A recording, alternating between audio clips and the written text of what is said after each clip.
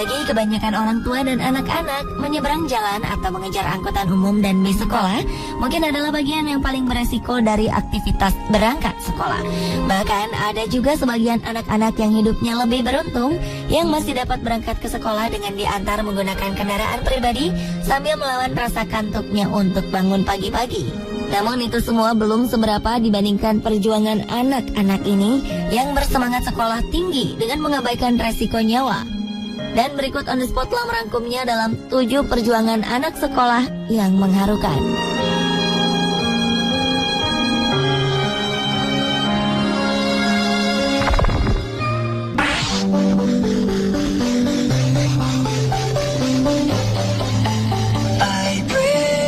Diawali dengan perjuangan anak sekolah yang mengharukan di Vietnam.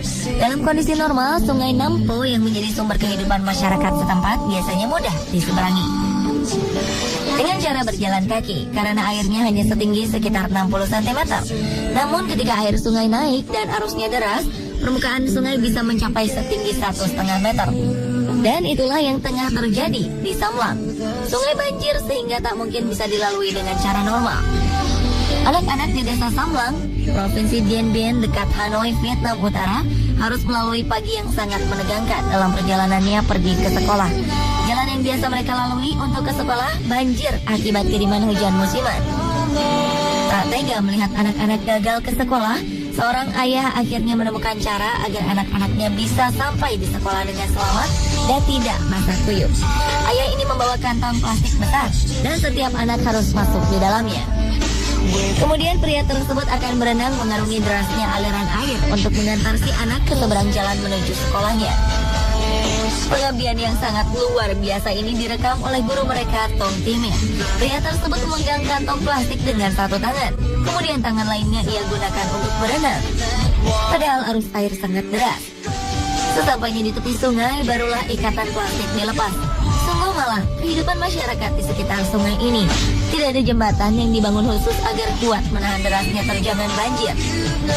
Setiap kali musim banjir tiba, ternyata warga di desa itu pun menyeberang dengan cara tersebut agar anaknya bisa sampai di sekolah tanpa pakaian seragamnya basah.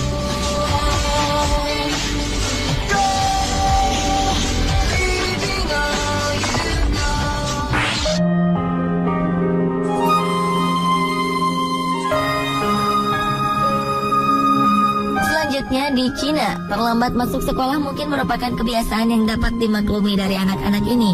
Betapa tidak, mereka harus menyeberangi sebuah lembah yang sangat luas dengan menggunakan kereta kabel buatan warga untuk sampai ke sekolah mereka. Anak-anak ini tinggal di desa Dechun di Provinsi Guizhou, Cina bagian barat daya. Mereka bersedia mengambil resiko setiap hari hanya demi menimba ilmu.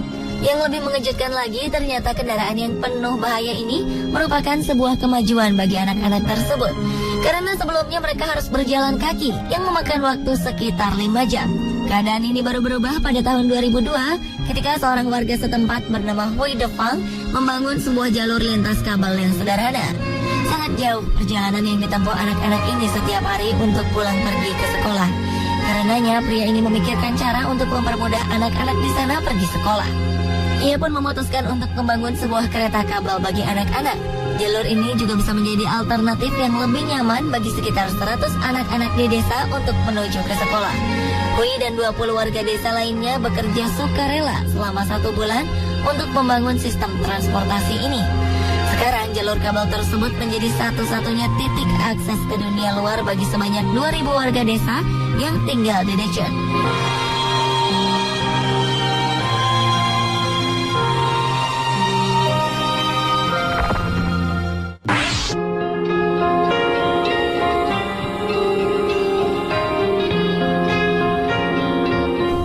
Halnya dengan perjuangan anak sekolah di Meksiko. Di sana ada keledai sederhana yang sangat membantu anak sekolah di Guanajuato, Meksiko.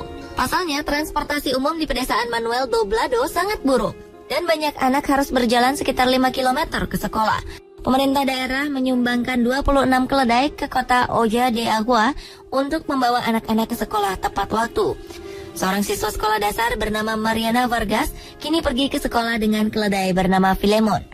Gadis cilik ini mengaku bila biasanya ia ke sekolah dengan berjalan kaki dan tidak ke sekolah saat turun hujan serta cuaca dingin.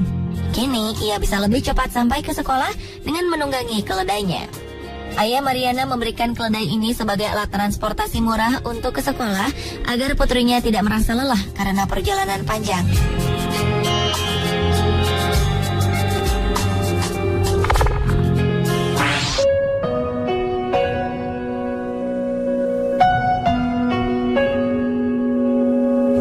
Berikutnya adalah perjuangan anak-anak sekolah di Filipina. Siswa sekolah dasar di sebuah desa terpencil di Provinsi Rizal di timur ibu kota Manila berangkat ke sekolah dengan menggunakan ban dalam yang dipompa untuk menyeberangi sungai menuju sekolah. Bahkan mereka tak jarang bolos dan mengunjungi rumah kerabat jika tiba-tiba sungai banjir akibat guyuran hujan deras. Siswa yang tak mampu membeli ban biasanya membawa plastik besar yang dibuat gelembung sebagai pelampung sekaligus pelindung alat sekolah mereka agar tidak basah. Puluhan siswa mulai dari kelas 1 hingga kelas 5 itu setiap hari harus menyeberangi sungai dengan lebar 15 hingga 20 meter 2 kali sehari. Satu kali menyeberang menuju sekolah di Tronghua Kamone, Kabupaten Hoa Min, dan kembali menyeberang sepulang sekolah.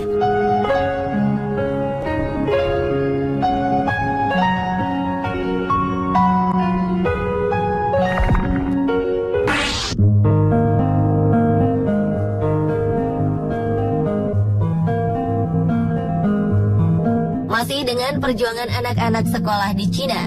Di desa Gengguan, Cina, setiap harinya para siswa harus melewati terjalnya jalan setapak di pinggir tebing buatan penduduk setempat. Meski sekolah dasar Banpo tidak jauh dari desa tempat para siswa tinggal, namun resiko perjalanan menuju sekolah itu tidak bisa dianggap mudah. Bagaimana tidak?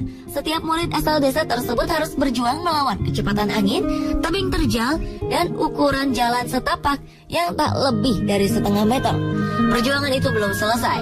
Terlebih mereka harus merapatkan badan ke tebing gunung ketika dari arah berlawanan ada pengguna jalan. Jalan setapak bekas saluran irigasi itu kini memasuki usia hampir 40 tahun. Meski masih ada jalur lain yang lebih nyaman ditempuh para siswa menuju Banpo, namun jarak tempuh yang harus dilewati memakan waktu 2 jam. Alhasil, ditemani kepala sekolah Su Liang Fan, sekitar 49 siswa setiap hari berangkat melalui jalur tersebut.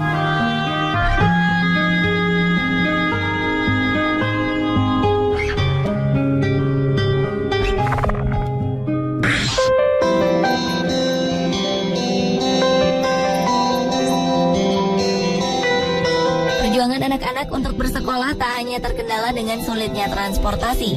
Namun di beberapa daerah pedesaan di Provinsi Hubei, Tiongkok, meja dan kursi untuk kegiatan belajar mengajar tidak disediakan.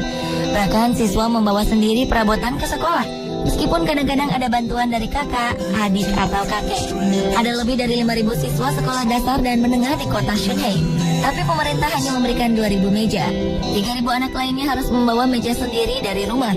Seorang murid berumur 5 tahun menggunakan meja dan kursi milik ayahnya yang juga pernah menggunakannya saat masih duduk di sekolah dasar pada 20 tahun yang lalu. Selain tak menyediakan meja dan kursi, gedung sekolah di sana pun sudah sangat tua dan bangunan sudah mulai bobrok.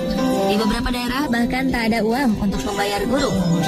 Banyak orang tua di Shunhei khawatir harus mencarikan meja untuk anak-anak mereka.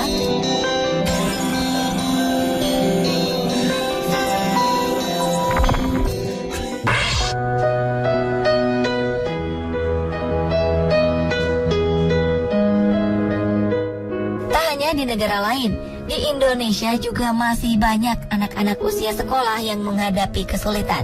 Tak hanya masalah biaya, namun juga fasilitas jalan yang tak memadai untuk menuju ke sekolah yang berjarak ratusan kilometer dari tempat tinggal mereka. Seperti yang dihadapi para siswa di wilayah Garut, Jawa Barat ini. Meski kaki terasa berat melangkah karena terhalang arus sungai, para siswa ini tetap bersemangat menyeberang. Banjir bandang pun dapat tiba-tiba saja menghanyutkan tubuh mungil mereka. Namun ratusan siswa di Garut Selatan ini harus menantang maut saat menuju ke sekolah. Untuk menuntut ilmu, mereka harus mengarungi derasnya arus sungai Cibaluk sebelum tiba di sekolah. Para siswa dari desa Mekarwangi, kecamatan Cibinong itu harus menyeberangi sungai karena di sana tak ada jembatan penghubung sejak tahun 1970-an. Untuk sampai ke sekolah yang terletak di desa Sagara, mereka harus menyeberangi sungai Cibaluk yang lebarnya 50 meter.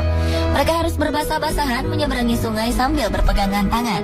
Batu-batu kali yang licin pun menjadi titian bagi anak-anak itu sambil berusaha menghindari cipratan air agar tak mengenai tas dan seragam sekolah.